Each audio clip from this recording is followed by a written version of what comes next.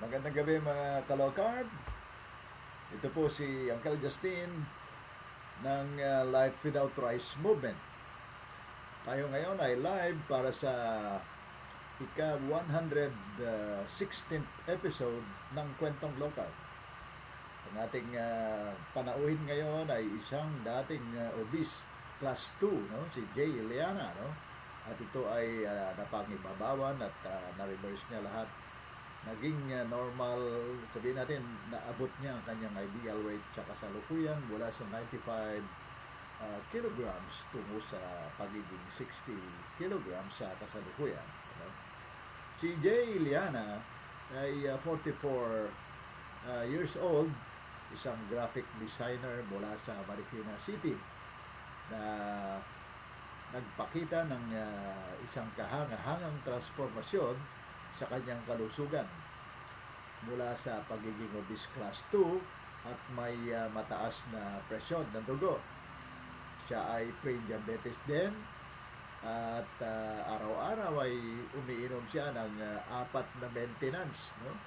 May mga daily maintenance siya, no?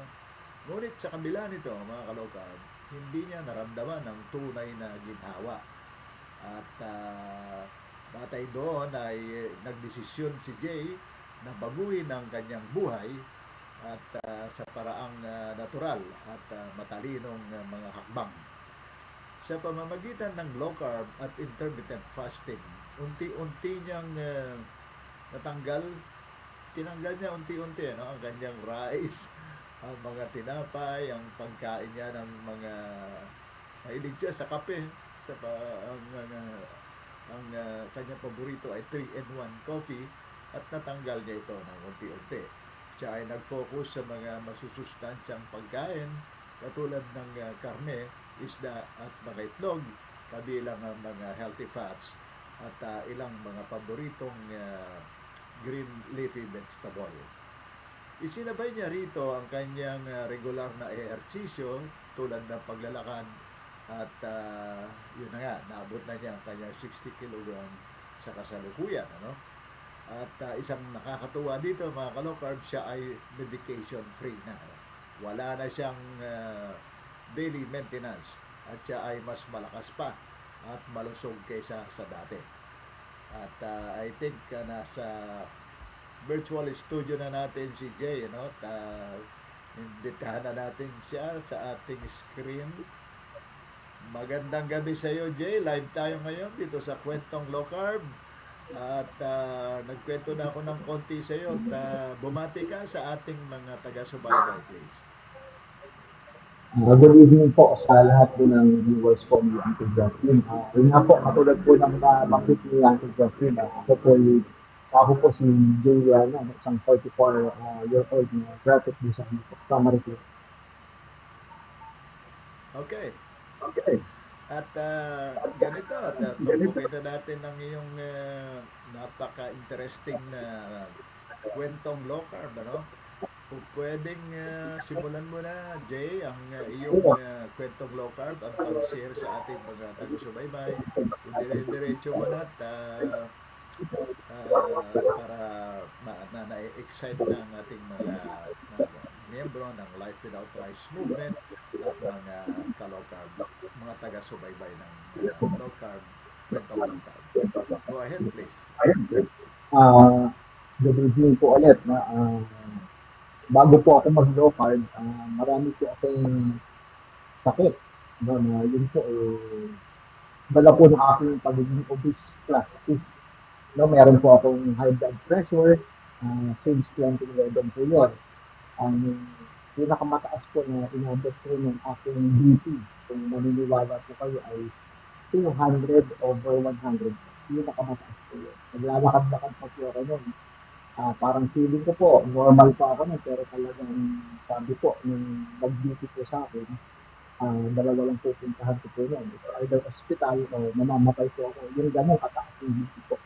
Meron din po ako, kung tawagan nila is hyperuricemia or sa atin po, mas kilala po siya as uric acid. Tapos umabot po yung aking sugar, naging pre-diabetic po ako. Meron din po akong high cholesterol. super high carb diet po kasi po ako nun, eh. High sugar din po. Katulad na po nung nasabi ni Uncle Justin, ang 3-in-1 quantity po sa isang araw ay umaabot po ng 5 hanggang 6 na 3-in-1 coffee.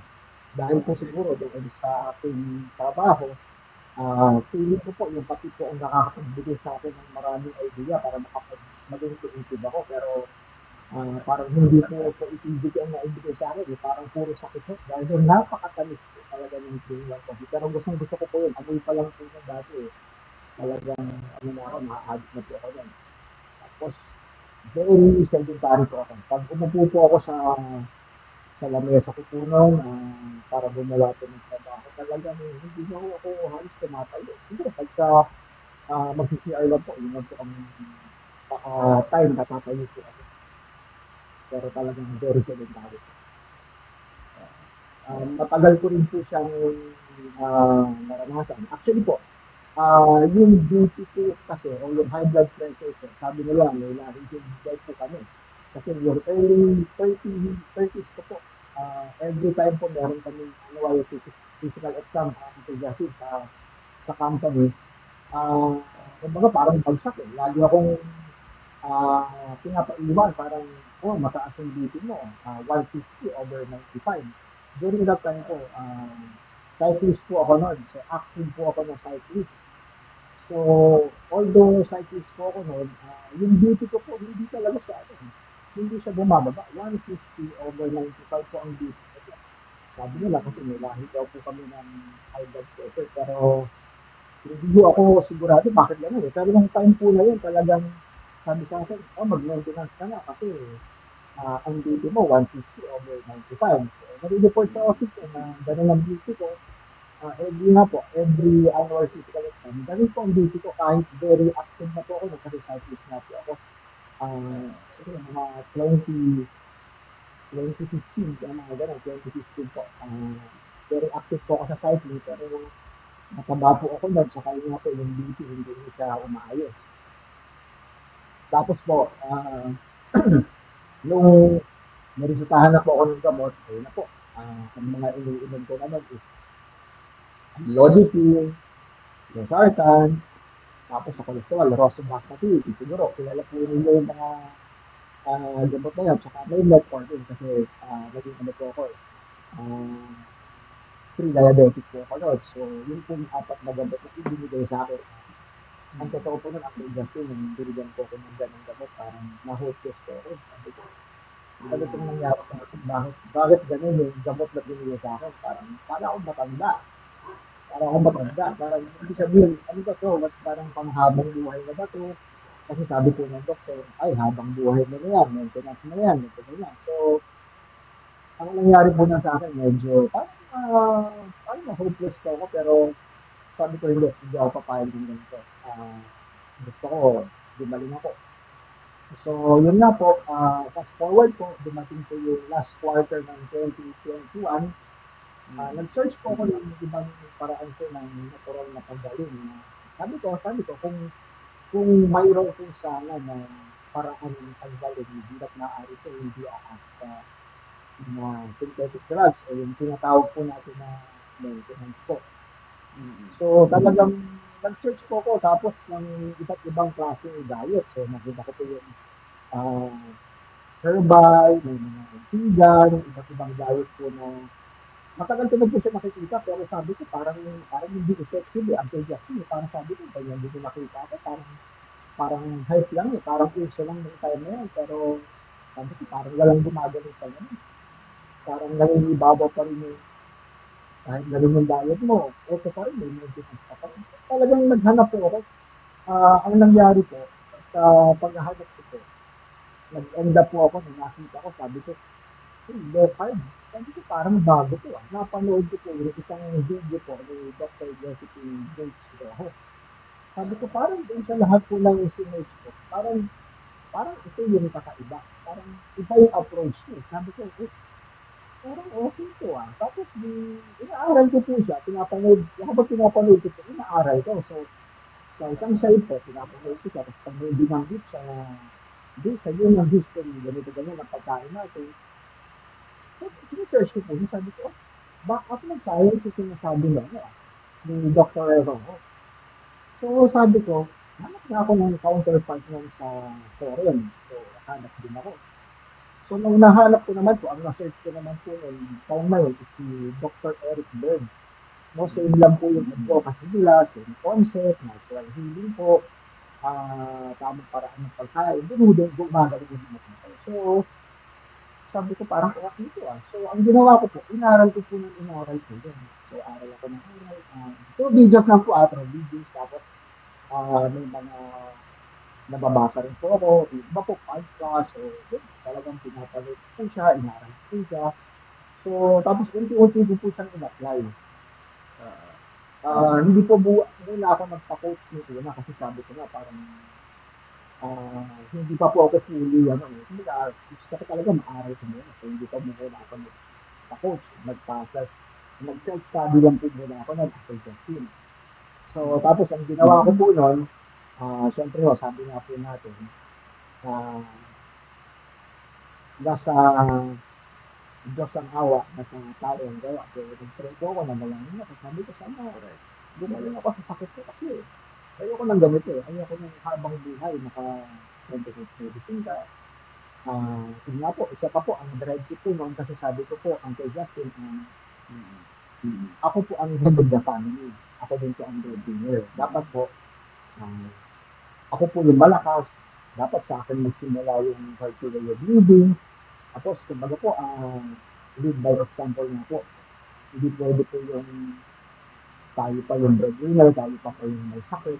So, paano ko po mapoprotektahan yung aking pamilya at paano ko makakapag-provide sa kanila kung may sakit po ako, kung ikakakay nila ako, kung masama, bedridden pa ako, tsaka isa pa ako, ang mahal po ng presyo ng gamot, Uncle Justin, kaya naaalala ko po yung time na maintenance, maintenance ko daw, medicine ay 4, napakalaking gastusin po talaga ang Justin. So, napaka-inconvenient po talaga. So, mahirap po, mahirap. Budget, damdamin, tapos nakaka-stress din po siya. Masama, talagang hindi ka pa gagaling. So, ang ginawa ko po, dun sa pag-aaral ko po ng law card, Uncle Justin, nag-consult din po ako sa cardiology. Siyempre, parang sa akin po, sabi ko, sige, cardiologist lang. Tapos, at the same time, meron ko law card doctor na consult, na pinapanood. So, napansin ko po, si cardiologist, okay naman po siya kasi science Hindi ko sila kung manong paraan. Kasi po, dun sa doktor po, marami po siyang nireseta ng gamot. Para ito yung inumin mo para mag-normalize na yung BP mo. Ang ganun sabi sa akin ng doktor. Ito naman, para kontrolin yung ganito mo. Hindi po ako tinatanong kung ano kumakain mo. Ano ba ang lifestyle mo? Yung mga ganun po. Hindi ako tinatanong. Basta ang ginagawa po nila,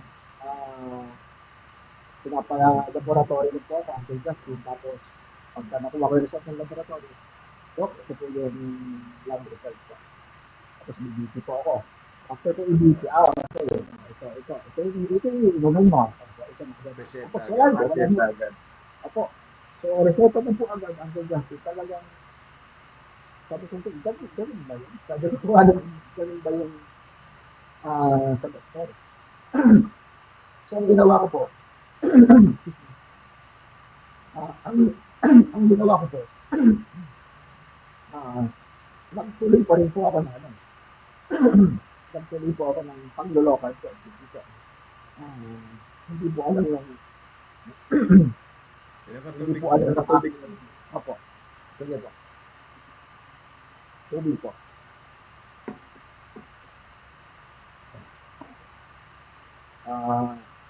Ang nangyari po, nag-consult ako ng iba. Agad kasi nag-consult po ako ng cardiologist. Pero since hindi sila parehas po doon sa local way of healing and teaching, hindi ko pinula namin sa kanila na naglo-local po ako. So nagsimula po ako, 21 po. Payuhin ko po ginawa yung pag-local. Ang Justin talagang, kasi nung una parang nagbigay ako ng hint na sabi ko sa doktor ko, Dok, parang okay yung local. Parang hindi ho siya, hindi siya convince. Okay, hindi yun. Sabi niya.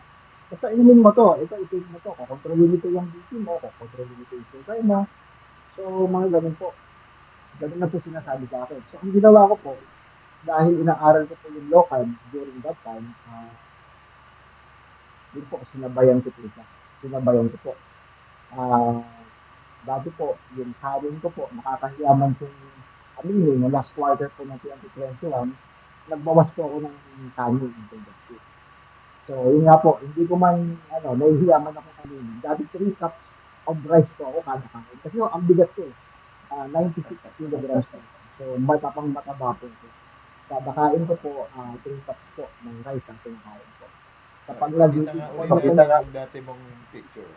Yan. ayan Yung po. nagkukwento ka. Ayan po. So, talagang malakas po ako kumain ng rice talaga. Kumbaga, sabi nga po nila rice is life po.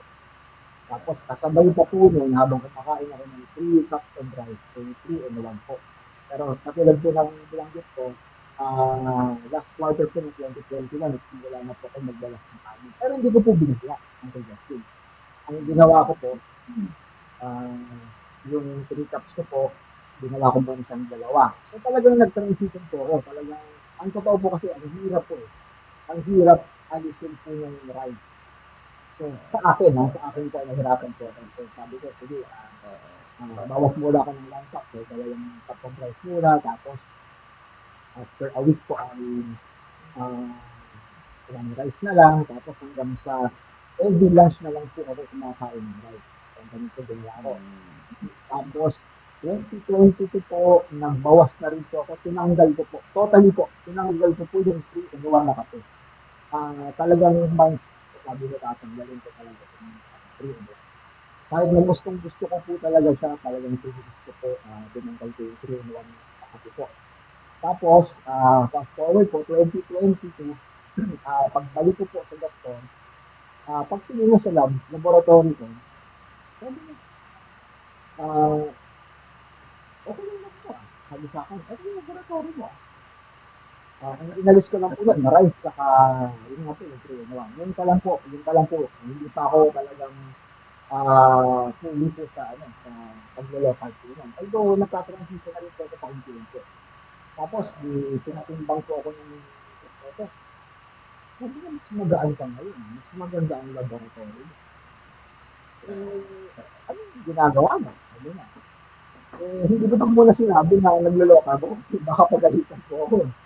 Ng Uncle Joaquin. So, sabi ko, okay yung laboratory mo. Sabi niya, kamusta ka naman? Sabi ko, okay naman po ako. Yan, tapos gusto ko sa akin sabihin na nagloloka na ako kaya lang talagang pinipigil ko kasi mapapagalitan ako. Tapos sabi sa akin, sige, balik ka after 3 months. Sa laboratory ka ulit, ganito ganyan, ito yung lalabas mo. Pagbalik ko po, sabi niya, mas magaan ka ulit ngayon. Sabi niya, tapos, wala na itong mga uric acid mo. Sabi niya, okay yung BP mo Okay ito ano ginagawa mo? So, napilitan na po ako nabanggitin sa kanya. Sabi ko, Doc, yun kasi, hindi na po, naglulokal. Ako, masama na kinakain mo. Sabi sa akin. Totoo po, Doc, kumakain po ako ng kanin. Wala na po akong kanin, inalis ko yung kanin. Sabi niya, kaya mo yun? Sabi ko, kinaya po. Tapos, ano pa kinakain? Sabi ko, ano lang po, itlog, karne, tapos may gulay lang din po ako. Tapos sabi sa akin ng doktor, sabi ko sa'yo, bawal yung karne. Ang kakainin mo lang is kasi laki lang ng matchbox po. Kasi binigyan niya po ako ng food guide that time po yung nagpupunta ako. Ganito kalaki ng labo na karne. Yun lang kakainin ko. Yun. Pero yun nga po, dahil aral ko po yung low carb, nakita ko po na hindi naman po talaga ganun. So yun po, pinagpatuloy ko po yun. Kaya sabi niya sa akin, masama yung ganyan, hindi okay yan. Pero karne kinakain niyo, puro ito. Tataas ulit yung cholesterol mo, sabi sa akin. So, pero deep inside po, Uncle Justin, sabi ko, hindi, gumanda yung pakiramdam ko eh. So yun po, simula po doon, naano ko na po, tinanggal na po yung gamot ko sa pre-diabetic ko, tinanggal niya. Sabi niya, tanggalin natin to ha. So, sige po. Pero ako po, nangingiti po ako kasi natutuwa ako. Sabi ko, effective, pati tinanggal niya yung dapat ko po na yun. Tapos po, ang naramdaman ko po noon, yung local po ako, yung nasa span of 6 months po, talagang gumaganda po yung pakiramdam ko. Nararamdaman ko po yung healing.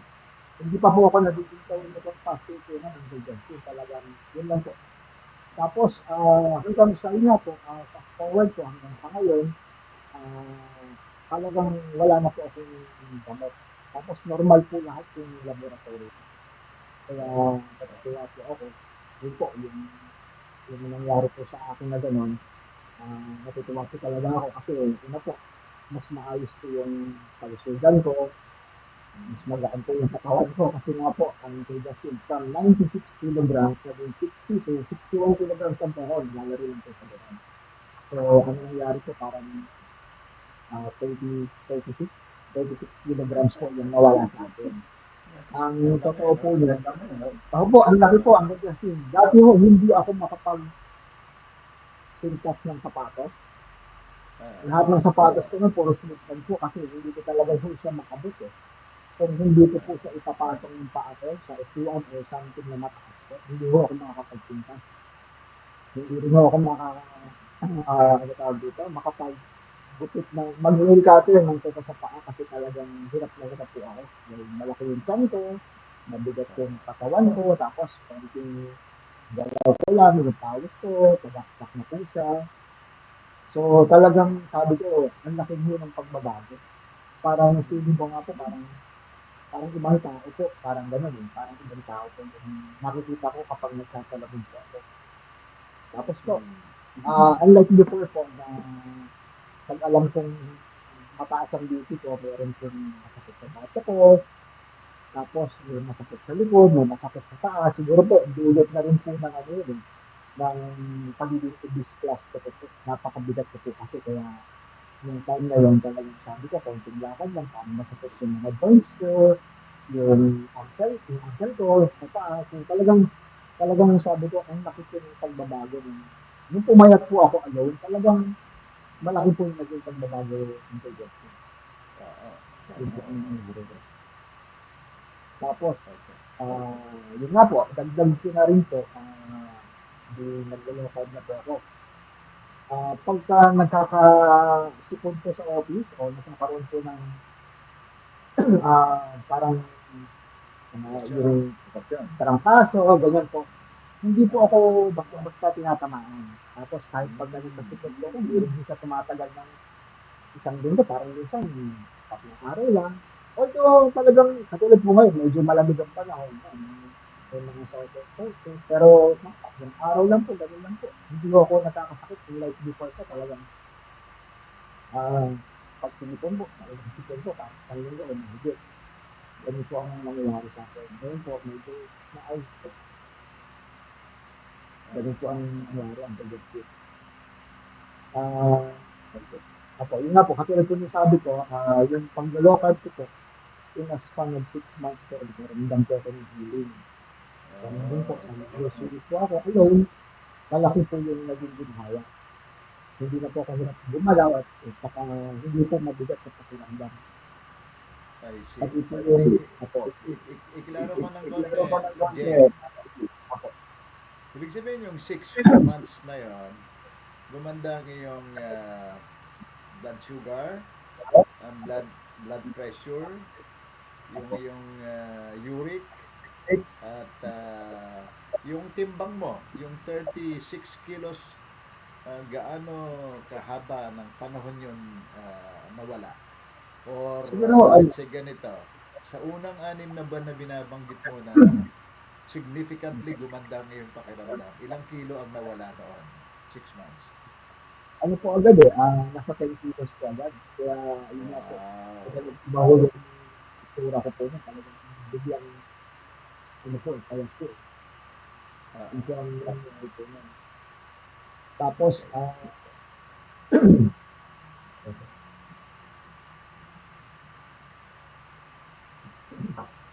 pati po sa Justin, nag-improve din po yung gut health ko po.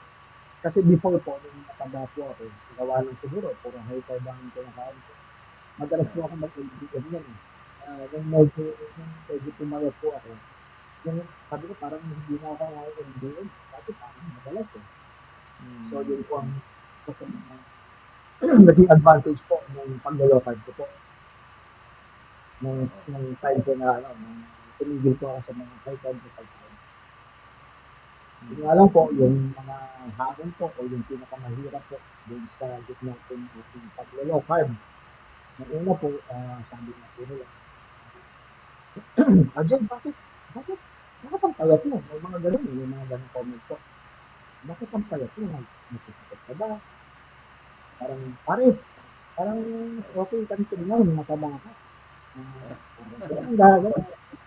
Hindi rin po nila maintindihan yung gawin ng pagkain ko po. Kasi yung isang time nga po, nakikipag-usap po ako sa katrabaho ko. Naka-black coffee po ako noon. Tapos, syempre, busy po kami, nag-uusap kami. Nakita niya, kumuha ako ng asin. Tapos nilagay ko sa black coffee ko.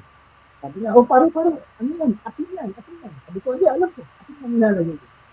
Sabi niya, ang weird mo naman, bakit asin ang nilalagay mo sa kape mo? So sabi ko sa kanya, paraling mo yung low carb.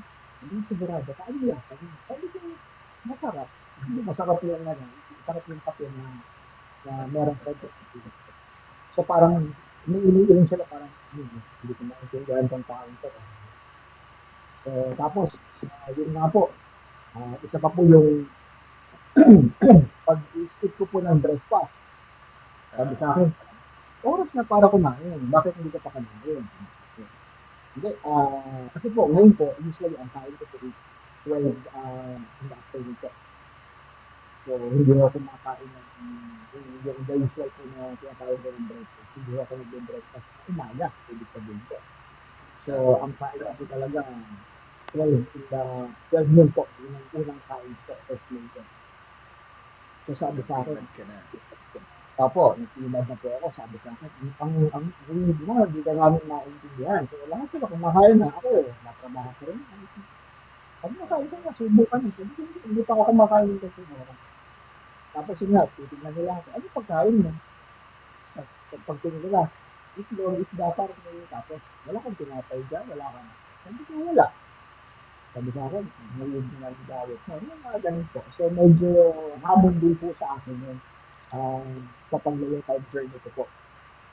Tapos, isa pa po, yung pagka nakaroon kami ng meeting sa trabaho, madalas po high carb po yung kinakain. So, yung nakakain ko dun sa meeting. Mm, Just to be polite po, Uncle Justin, ang totoo po, medyo, siyempre, dadampot ka lang, konting-konti lang naman po. Konting-konti. Tapos, siyempre, kakainin ko, just to be polite. Siyempre, andun yung mga bisita, andun yung boss, mga boss ko. So, para hindi naman po, para maging polite po. Yun lang po yung mga naging napapakain ako yung konting-konting high carb lang. Tapos po, minsan kumakain din kami ng chicken. Pero siyempre, pagka lumabas po kami, may mga breaded chicken na po. Nakikita nila, binabalatan ko yung breaded chicken, babalatan ko yun. Tapos sabi sa akin, ayun mo kung ano pa yung masarap, yun pa yung ayaw mo. Sabi sa akin, binabalatan mo yung masarap dyan eh, sabi sa akin. Tapos sabi ko, ah, hindi, ano kasi yan eh, kapag inaral mo yung local, maiintindihan ninyo kung bakit ko tinutungkol yung mga breading ako. Tapos may iba kasi iniiling lang, so parang hindi ko nila maintindihan. Hindi nila maintindihan yung gawin ng, parang yung paraan ko ng pagkain ko. Tapos po, pagka dumarating naman po, yung sabi nga po nila, yung uh, cheat day or cheat meals, at saka yung mga cravings. ah, Actually po, ang Justin, hindi po ako nag-cheat day. Na hindi po ako nag-cheat day ah, kasi ang uh, uh, siguro po, cheat meal lang po. Siguro, cheat yung meal. sabi ko nga po, cheat meal. Pero yung cheat meal ko po, ang Justin, pinaka less evil, less evil kung tawagin nila. So, yung pinaka, yung siguro yung nakakain sa high time, yung pinaka minimal lang po siguro, pinaka minimal. Hindi ako kumakain talaga ng dami na, hindi, sige, kainin ko, kaya araw lang to, kaya, nag-effort naman, kain ako ng ganito. Hindi po, siguro yung pinaka-less evil, yung isa ano po, less evil, parang siguro yung meron lang sauce na high carb. Yun lang po, yun lang ang kinakain. Hindi po ako, hindi ako madalas mag-crave po. Pagka nag-crave po ako, may natutunan din po kasi ako na kapag may cravings po tayo, nilalagyan ko lang po ng salt yung hila ko. Nilalagay lang po ako. Kaya lagi ako may salt po. Isa sa bulsa, isa sa bag, meron po ako para kapag yun nga po, yung sabi nga, cravings. Pero ako, pagka nakakita ko ng pagkain na lang po high carb, susubo lang po ako ng konting asin sa dila. Tapos mga ilang minutes po, nawawala na rin po yung cravings ko. Hindi na ho siya magtutuloy. So, ibig sabihin, hindi po ako gutom. So, parang, kumbaga, parang 3 days lang ho siguro. Parang natitempt lang po. So, ganun po ang nangyayari po sa akin. Saka sabi ko ho kasi, kung mag-cheat day po ako, o mag-cheat meal ako, sabi ko parang, sayang po yung foundation ng ano eh, yung panglulokan ko po. Kasi sabi ko nga po, kumbaga, yung, ang gusto ko po healing. Yung healing po talaga. Kung babalik po ako sa high carbs, parang sabi ko sayang yung naging foundation ko na okay na yung health ko, tapos babalik pa ako doon. Diba, sa termino nga po natin na mga naglalakad, lason. Lason yung ganun pagkain.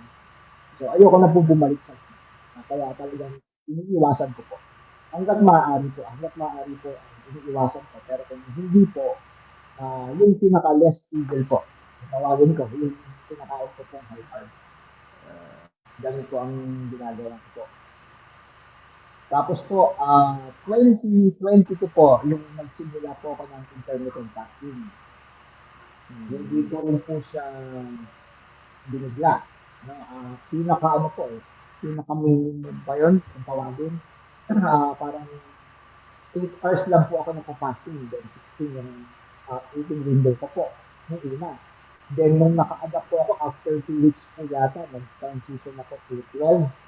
Tapos 14 hanggang 16 po. Hindi ko binigla, pin-adapt ko po talaga yung katawan ko kasi po, Tama yan. napansin ko po kasi parang nung time yun, hindi ko pa po alam yung electrolyte imbalance eh.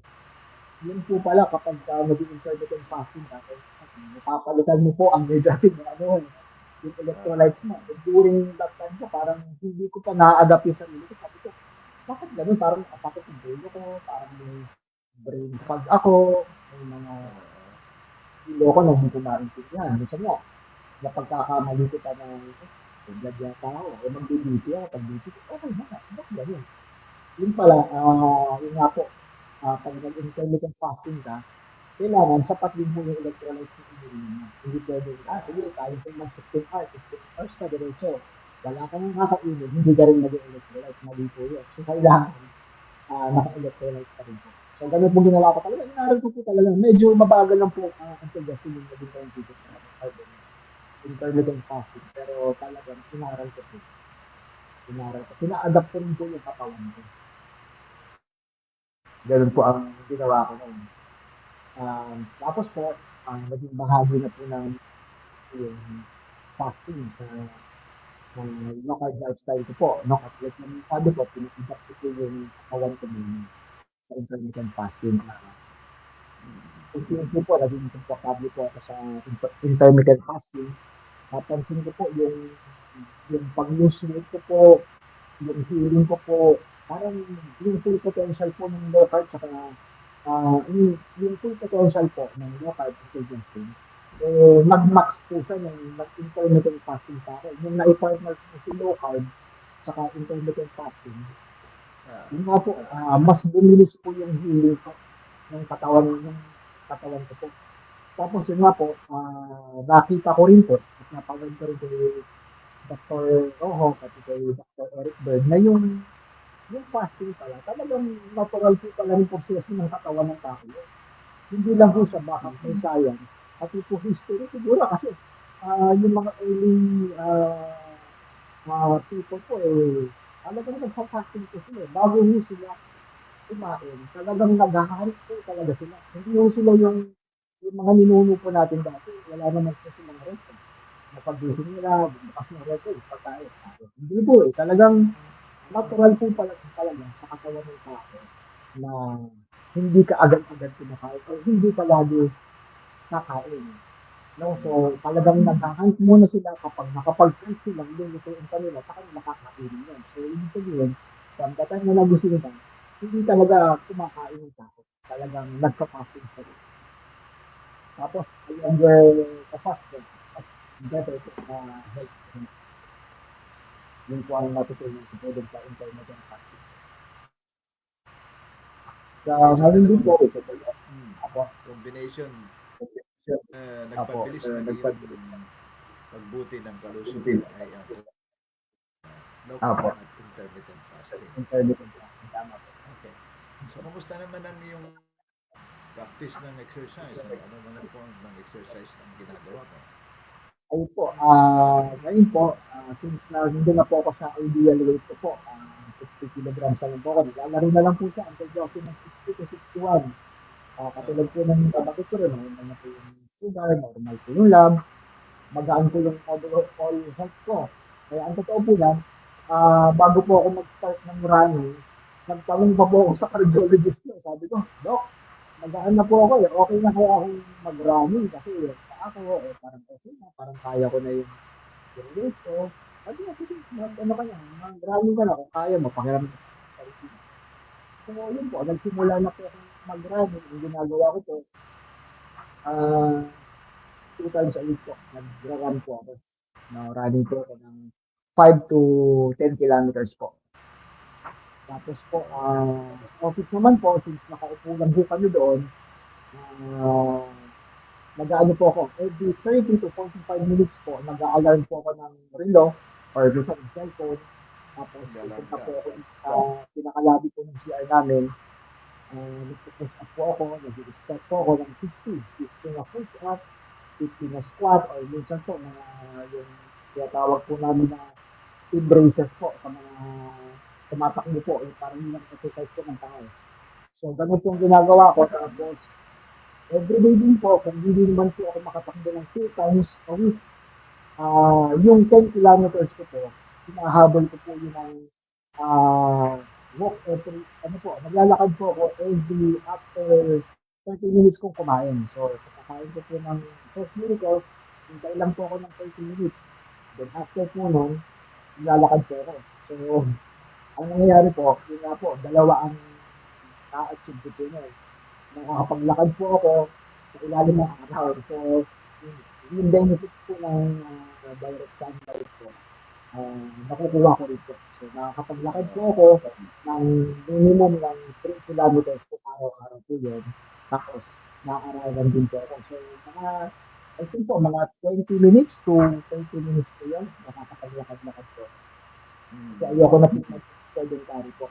Kahit nasa office po ako ganun. Minsan kapag talagang busy po ako, tatayo lang po ako dun sa mismong upuan ko. Sa mesa ko, ah, lalayo ko lang po yung upuan ko. Tapos tatayo lang ako, galaw-galaw pa ako. Minsan parang nag-squat lang ako, ng stretching. Pero pagka feeling ko po parang kulang, punta ako doon sa labi ni CR namin, ginagawa ko natin yung push-up, tapos ginagawa ko po yung squat, ganito ginagawa. So, para hindi na po ako maging sedentary. Oo. Then very interesting yung kinukwento mo, Jay. No? Sapagkat ikaw ay graphic design. Lagi nakaupo sa lamesa mo. At ang isang magandang na-share mo ay every 45 minutes na nakaset ang iyong alarm clock ay nag-exercise ka. Push up at iba pang mga exercise. Of course, liban doon sa ganung pattern ng exercise mo, ay liban pa rin.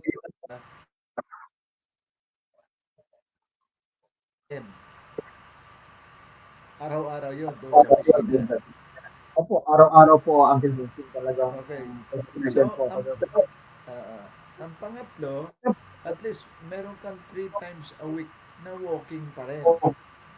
Uh,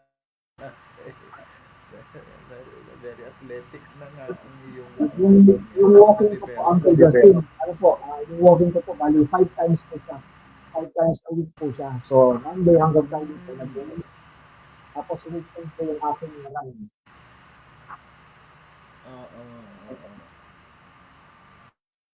ang kabutihan niyan, Uh, nagagawa mo ang lahat ng mga pillars ng wellness and longevity na ah, intermittent fasting, exercise, kasabay nung naaarawan ka rin, arawan, ano?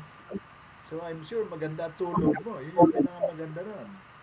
Yung quality ng tulog mo, regular, kumpleto. Opo, yun po, masarap po ang tulog ko. Ah, talagang ano po eh, parang unlike po talaga dati, parang hirap pong makatulog eh. Ngayon ho, talagang okay na okay po. Okay na okay ang Ah, tulog ko. wow. Napaka yung ikinukwento. No? So, uh, unang konti, nagkikita pa ba kayo ng doktor mong ayaw sa lokal?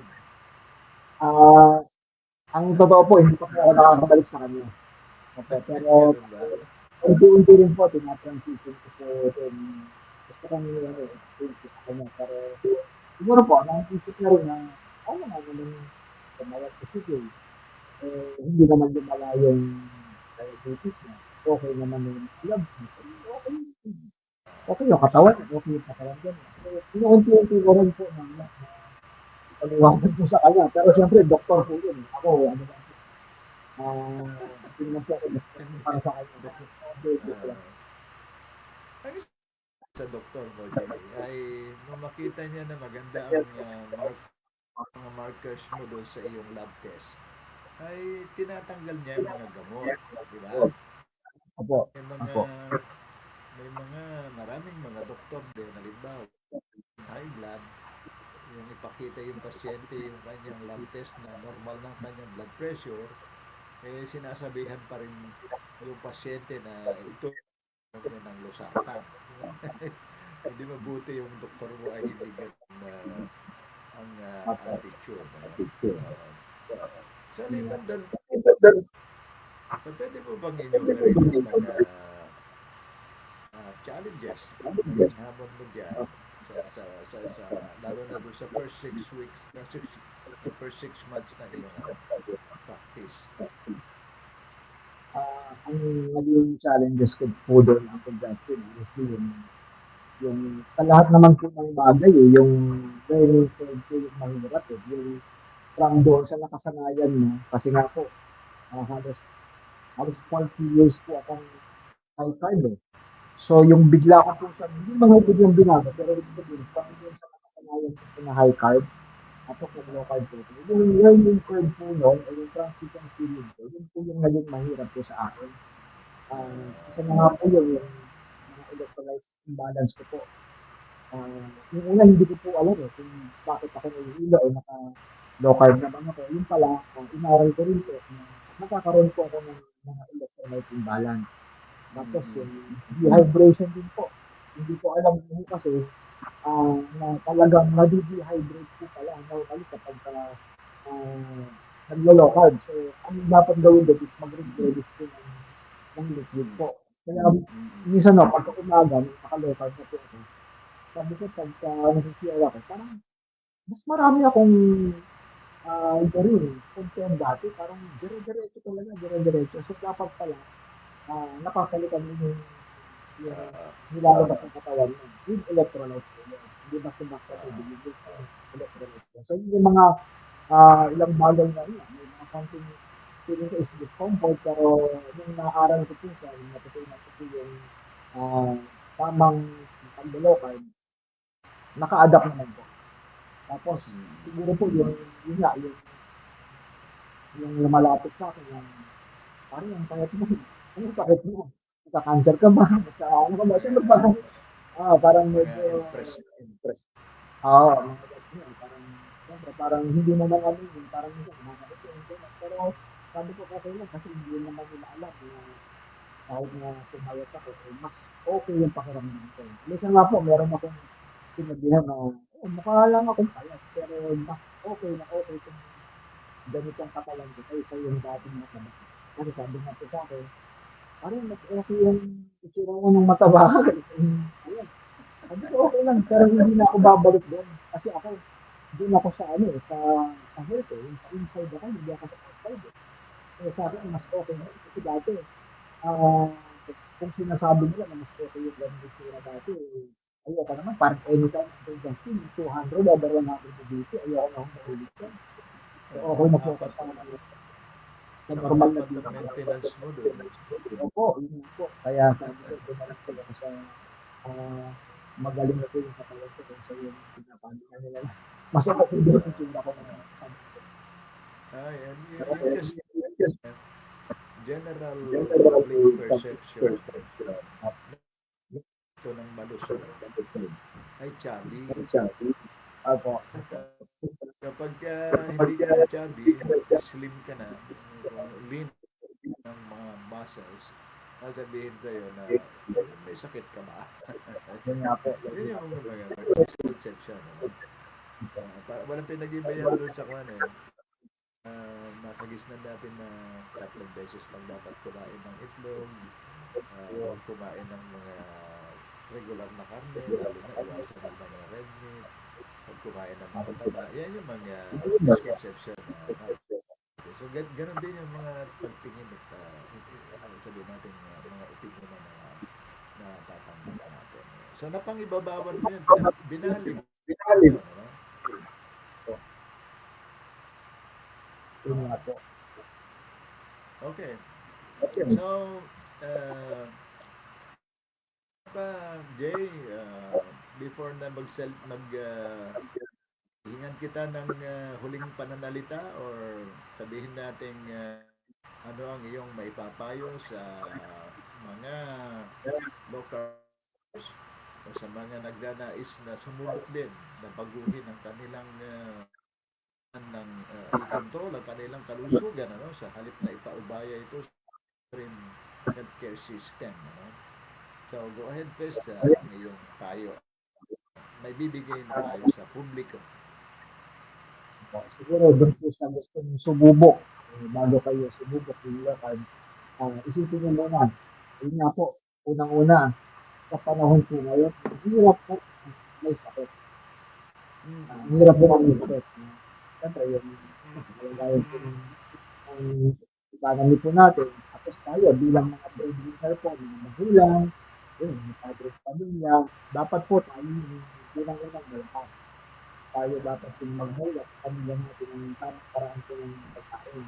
Lalo na po ngayon, ah, pag pumasok po kayo sa grocery, ang makikita niyo po puro halos puro processed food na po. Baka yun na po yung nakahain sa kainan, yun na rin po yung sa grocery. Kasi nga po, sa mga busy po na katulad natin, yun, office po, yung fast food, parang ganyan po lagi yung drive-thru. Pero hindi mo doon, hindi eh.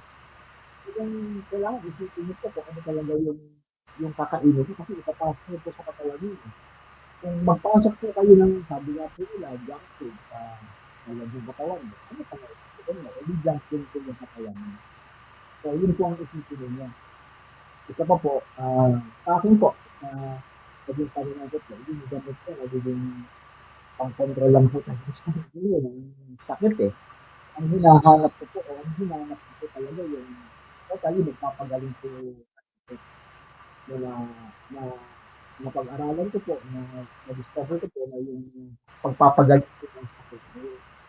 Kaya po, kayang katawan natin gumaling sa sarili niya. No? Basta kumain po tayo.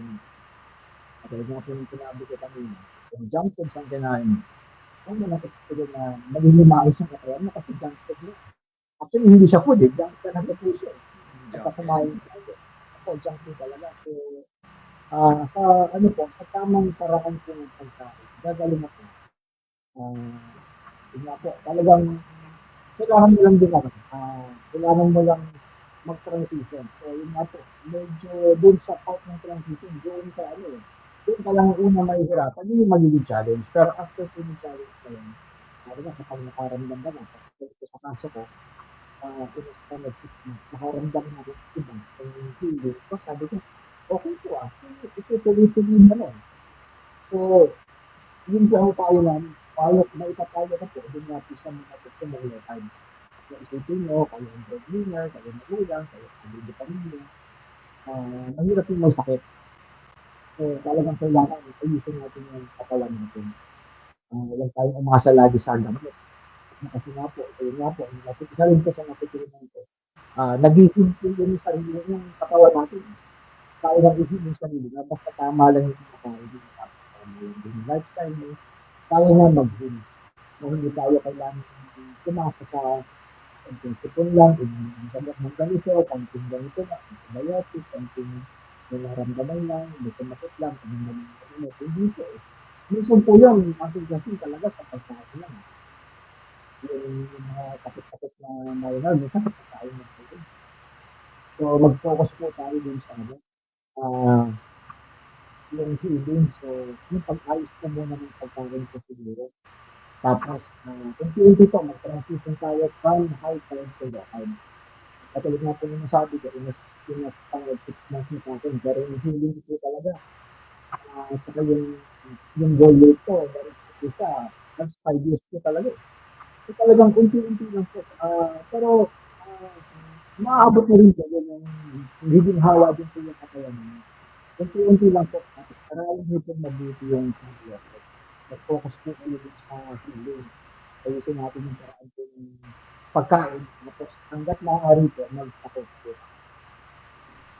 Yun po ang request. Okay, maraming salamat, Jay. Okay? At congratulations. At nakakatuwa 6 kilos na nawala sa iyong katawan. Isipin mo, yung 36 kilos na yun ang baggage mo for the longest time na natili na sumampalataya ka doon sa pag-inom ng apat na daily maintenance. No? At nawala mo yon sa unti-unting proseso at transformation ng iyong kalusugan. So muli, maraming salamat sa iyo, Jay, at Thank you din po. magandang gabi. Magandang gabi po, Ate Vincent. Thank you po. Okay. Salamat po naman. Bye-bye.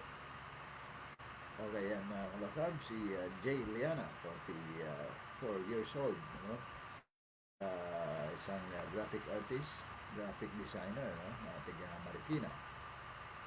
Ang kwento ni Jay Liana ay isang malinaw na patunay. No? Isang buhay na patunay ito. Another patunay ito na ang traditional na pamamaraan ng paggamot sa ating mga karamdaman ay hindi maaaring sumampalataya tayo doon sa mga daily maintenance na yan. Ano? Gamot lang, maintenance lang, hindi po sasapat yun. Hindi ito nagbibigay walang lunas, ano? Walang tuwa na naramdaman si Jay doon sa kanyang apat na klase ng daily maintenance niya. No? Hindi ang kanyang sakit na yan, yung obesity, hypertension, prediabetes, uric acid. Ngunit sa pamamagitan ng low carb, intermittent fasting, unti-unti niya nabago ang katawan niya. Nawala ang labis na timbang, gumaling ang kanyang mga chronic conditions, at naging medication free. Yun ang nakalaya siya doon sa apat na maintenance niya, daily maintenance niya. No? Siyempre sa approach ng mainstream healthcare system. Dito kasi, ang focus ay kain. Yung binabanggit na madalas ni Jay, no? So, nutrient-dense food. Yun yung pagkain niya ng isda, ng itlog, ng mga healthy fats at leafy vegetable. Ano? So, yun ang tinatawag niya na natural healing. Ano? So, ito lagi ko nababanggit principle na ipinalaganap noon ni Hippocrates, no? Yung father of medicine na karaniwang sinasabi niya ay by medicine, ano? At sa halip na tableta, no? Hindi gumaling Jay Liana sa tableta doon sa apat na maintenance niya, no? Kaya sa inyo mga iba pang mga taga-subaybay ngayong gabi, handaan natin ang tunay na pagbabago sa kalusugan ay napaka-posible. Talagang attainable yan. Ano? Ang lahat ng mga sakit na yan, karaniwan sa healthcare system, sasabihin nila, halimbawa diabetes o hypertension, hindi na yan mababago, hindi na marireverse. Yan ay progressive at habang buhay nang nasa iyo yan, iko-control na lamang natin. Yun ang karaniwang maririnig na healthcare system sa mga doktor na mga kausap natin. Hindi. Napatunayan natin na ito ay reversible. Lahat yun ay na-reverse at napabuti lahat yun ni Jay. At yun yung tinatawag na natural healing. Nabigyan natin ng pagkakataon, natulungan natin ang ating mga sarili na pagalingin niya ang ating katawan. Merong tinatawag na ang mga humans ay has the capacity to heal itself. Basta tutulungan lang natin na mabigyan, malikha ang environment at mapagaling ang kanyang sarili. At makakalaya tayo, pero tayo sa maintenance. No? At sa tamang pagkain, sa tamang lifestyle, at syempre yung disiplina. No? Ni Jay ay unti-unti niyang inalis ang rice. Unti-unti rin niyang nawala ang kanyang paborito 3-in-1 coffee. At yan ang isang anyo na disiplina.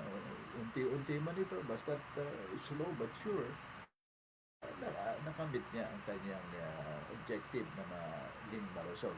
So hayaan natin si Jay, mga kalongkarb at mga taga-subaybay, na magsilbing na maaari rin nating baguhin ang ating kalusugan at sa paraang natural at ito ay sustainable. So yun mga kalokab, at dito natin tatapusin ang ating kwentong low carb para Jay Liana, no? At tingnan natin ang ilang mga i-shout out natin ang ilang mga taga-subaybay natin ngayong gabi. Shout out kay Bebot Magpantay. Good evening po sa inyo, sabi ni Bebot. Good evening din, Bebot. Ganon din Rosalie Andan Liana. Good evening po. Kailan ko po si Rosalie. Magandang gabi sa iyo, Rosalie. Ganon din si shout out kay Aliyah Ira Liana. Good evening po. Mga mag-anak mo siguro ito, Jay, no? Si Ma'am Herrera, good evening po, Sir Justin, sabi ni Mariette. Maraming salamat. Nagabi rin po sa inyo. At ganoon din, muli, isang dagdag natin kay Rosalie Liana. Good evening po muli. So maraming salamat, Liana. At yung ibang pumati dito na hindi natin nabasa, tutugunan na lang natin sa offline. Ano? So huling bahagi, mga kalokal, episode ngayong gabi, gusto kong i-shout out ang ating mga bagong miyembro ng Life Without Rice movement sa pagtatayo ng sabihin natin yung pioneering chapter ng Life Without Rice movement, chapter sa Montalban, Rizal, ano? Sa Rodriguez, Montalban, Rizal. Kahapon, mga kalokab, na tutuwa akong ikwento ngayon dito sa online na nag-assemble ang 14 na mga low carb practitioners. Lahat yun ay mga baguhan, ano? Nagsisimula pa lamang. At pangunguna ni Ate Virgie Umpad, ano? Si Ate Virgie Umpad ay 4 na taon na siyang ng low carb, at siya ay isang patient, pero na-reverse niya ang kanyang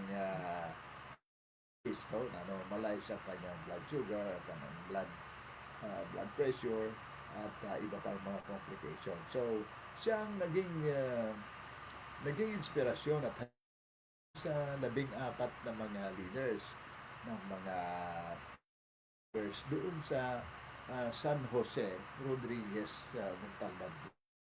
So ginawa natin ito, mga kalokal, at sinamantala natin na ito ay chapter, no? So kaya itong ginawa hapon na orientation coaching ng inyong lingkod, uh, baguhang local practitioners, ay nahikayat natin to into an organization para may turing na isang organized effort ang kanilang grupo at magkapagpalawak pa, makapag-recruit pa ng mga kaibigan, mga kakilala na dumaranas ng mga katulad na disorder para lumahok doon sa Life Without Rice Movement Organization at matulungan silang gumaling ang kanilang sakit at lumaya sa maintenance. Ano? Kaya muli, si Ate Ate Virgie na ihalal si Ate Virgie, yun na siya ay pinagkaisahan na bigyan ng mandate na maging founding president ng chapter, no? So siyempre ganun din si Jennifer Sidenio, no? Si Jennifer Sidenio na ihalal din bilang secretary ng chapter. Kasi pag nila ng mga leaders na ito, uh, ang kanilang target ay sa ikalawang linggo ng January, no, ay ilulunsad nila ang founding congress ng kanilang chapter, no. So batay dito sa ganito ng chapter building, ito yung tinatawag natin mga kalokal na parang malayo ako sa aking microphone. Isang mabuting bagay, mga kalokan, mga taga-subaybay, nag-advocate, ano? Naglilinaw tayo, nagkakaroon tayo ng platform tulad ng social media para ipalaganap ang mga application ng low carb lifestyle. Ano? Yun yung isang bagay na mabuti. Yun yung education, empowerment, awareness building. Ano? Pero ang isa sa pinakahakbang dapat natin gawin dito sa low carb movement ay yung organizing. Ang organizing ngayon ay kailangan hanggang magsimula tayo doon sa grassroots, no? Diyan marami ang mga dumaranas ng mga metabolic disorder at isang susun ng pasanin ang mga maintenance medicine bibili nila na iniinom nila araw-araw at kaya may buwanang budget sila diyan, ano, average of 5,000 hanggang 15,000 additional budget ng maintenance na hindi naman gumagaling ang mga karamdaman nila, umaabot ng dekada ang kanilang pag-inom. No? So ito ang isa sa sabihin natin significant na hakbang, yung organize. Kaya education, arousing ang isang bagay, kailangan isunod yung organizing. At ang organizing level ay sa lahat ng mga barangay natin ng mga leaders, kakilala, sa antas ng barangay, sa antas ng bayan or munisipyo, or lungsod, ang probinsya, nationwide. Yun yung gusto nating iabot na kalokal. Kaya meron akong post dun sa aking timeline na iniimbitahan ang lahat ng mga local practitioners at leaders na simulan natin ang pag-organize pwersa ng mga low carb practitioners, no? Isang low carb, sabihin natin isang revolution, isang movement ito na kailangan natin organize ang paraan ng paggagamot sa natural na paraan at ito yung tinatawag holistic, preventive at sustainable na paraan ng pagpapagaling ng ating wellness at kasabay nito longevity. No? So, congratulations doon sa Life Without Rice Movement Rodriguez Rizal Chapter sa panguna ni Ate Virgie Umpad at si Jennifer Sidenio at iba pang mga leaders doon. Ano? Ang ating oras ay alas 8:04 na. No? So maraming salamat mga kalokan. Ito po muli si Uncle Justin at nagpapabot muli ako ng pasasalamat at pagbati kay Jay Legno uh, at yung langawan niya rito na napakalaki ng transformation ni Jay Liana, no? Jay Liana rather, no? Nakita mo naman dito na mula sa 95 kilos ay naging 60 kilos na siya. So hindi ito resulta ng mga tableta at mga pills ng mga maintenance, kundi resulta ito, yung transformation na ito ay resulta ng low carb living at pagbabago ng lifestyle. So maraming salamat sa inyong pagsubaybay. Magandang gabi at padayon.